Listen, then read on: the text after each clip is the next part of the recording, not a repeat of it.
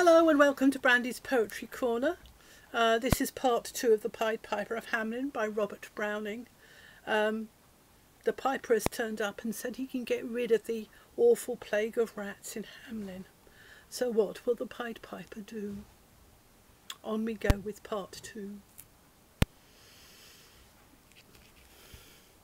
Into the street the piper stepped, smiling first a little smile, as if he knew what magic slept in his quiet pipe the while.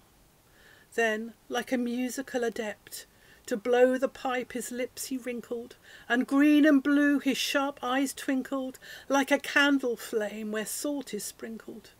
And ere 3 shrill notes the pipe uttered, you heard as if an army muttered.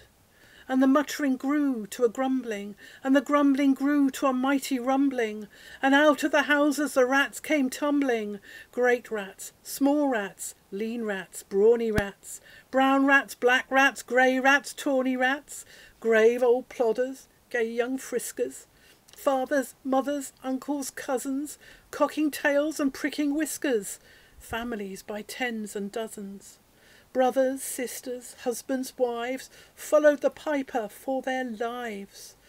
From the street to street he piped advancing, and step for step they followed dancing, until they came to the river Weser, wherein all plunged and perished, save one, who stout as Julius Caesar swam across and lived to carry, as he the manuscript he cherished, to Ratland home his commentary, which was, at the first shrill notes of the pipe, I heard a sound of scraping tripe, and putting apples wondrous ripe into a cider presser's gripe, and a moving away of pickle tub boards, and leaving a jar of conserve cupboards, and drawing the corks of train oil flasks, and breaking the hoops of butter casks, and it seemed as if a voice sweeter than by harp or by psaltery is breathed called out, O rats, rejoice, the world is grown to one vast dry psaltery. So munch on, crunch on, take your nuncheon, breakfast, supper, dinner, luncheon, just as one bulky sugar puncheon ready staved, like a great sun shone. Glorious scarce an inch before me, just as methought it said, come bore me, I found the Weser roaring over me. You should have heard the Hamelin people ringing the bells so they rocked the steeple.